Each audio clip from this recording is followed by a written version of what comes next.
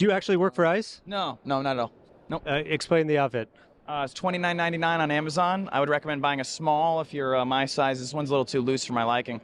But yeah, if you want some entertainment, wear this and go to a Home Depot in a sanctuary city like where I live right now, Washington, D.C., and you'll see all the illegals. Not all of them, but you can maybe see a lot of them start to run away, and you feel like a group fitness instructor. It's really good.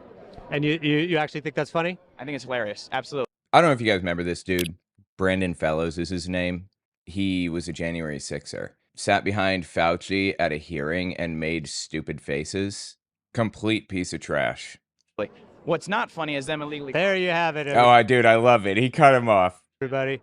One of the worst people I've seen here at CPAC, and that's saying something. Appreciate it.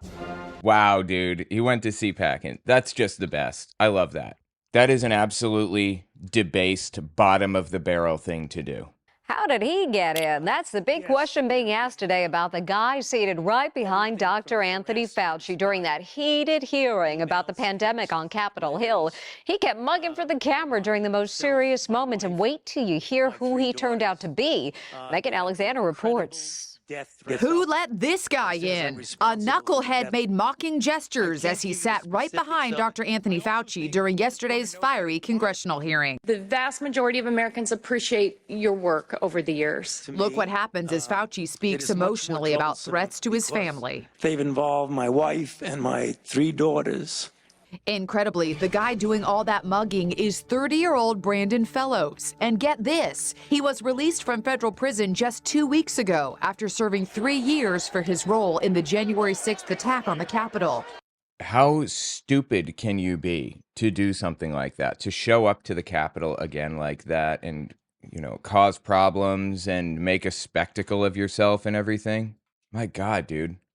Here he is that day in a senator's office in a bizarre disguise, smoking weed. Fellows is a former logger from upstate New York. He received a stiff prison term in part because he insisted on calling his trial judge a Nazi. Not a good idea. Wow, that was genius. Fantastic job, you dumb son of a bitch.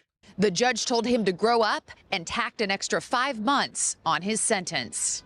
He was later ordered out of the He never grew up, spoiler alert. hearing, shouting that Fauci should be in prison. What is that? Do we need to listen to that? Okay. He was escorted out. Yeah. Okay, good. There is uproar on social media. You'd think a convicted J6 terrorist would be banned for life by Capitol Police, one posted. And this, a seat right behind Dr. Fauci? How? Dr. Fauci is asking the same question. What's somebody like that doing at a hearing about COVID?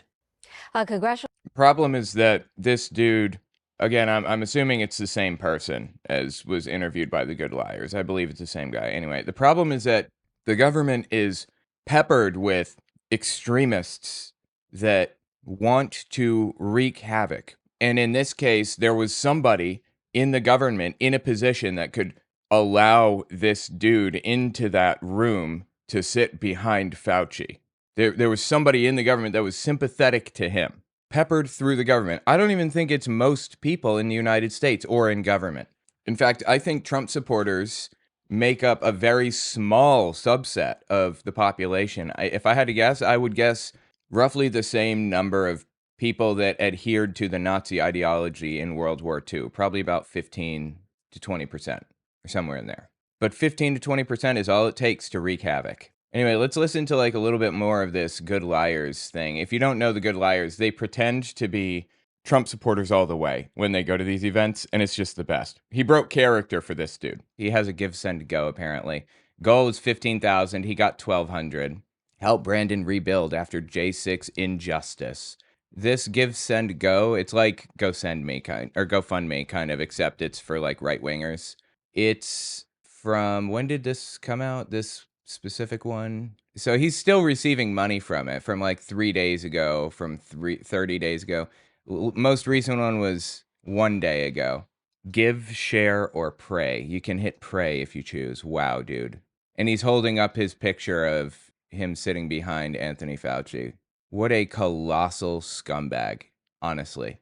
High-functioning Asperger's, he says. He suffers from autism, high-functioning Asperger's.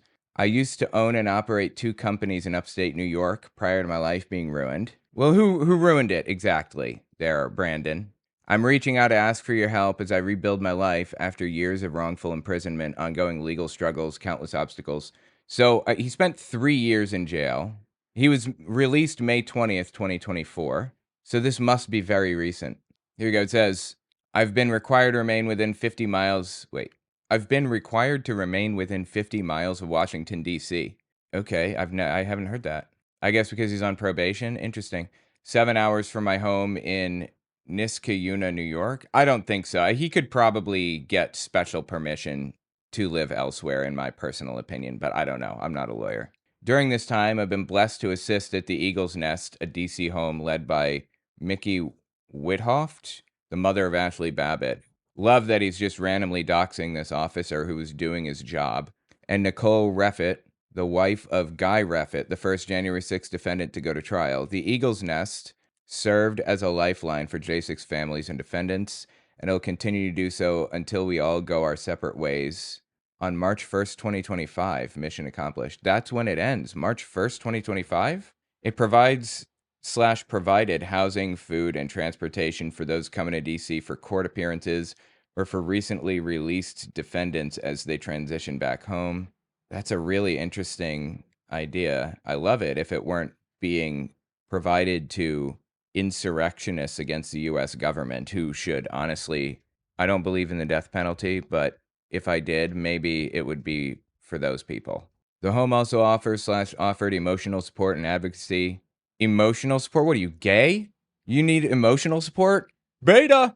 And some emotional support and advocacy, attending congressional hearings and meeting with representatives to fight for fair treatment and the release of those still incarcerated. Wow. So he's been staying with some people in D.C. is what I'm reading, the Eagle's Nest, quote unquote. And now he has to be out on his own. This eagle has to fly. He's being kicked out of the nest, if you will. And he needs money. And he's only raised $1,200. I like that. I'm happy about that, I think. I'm enjoying that very much. I think I'm enjoying the fact that this dude is going to fall flat on his face.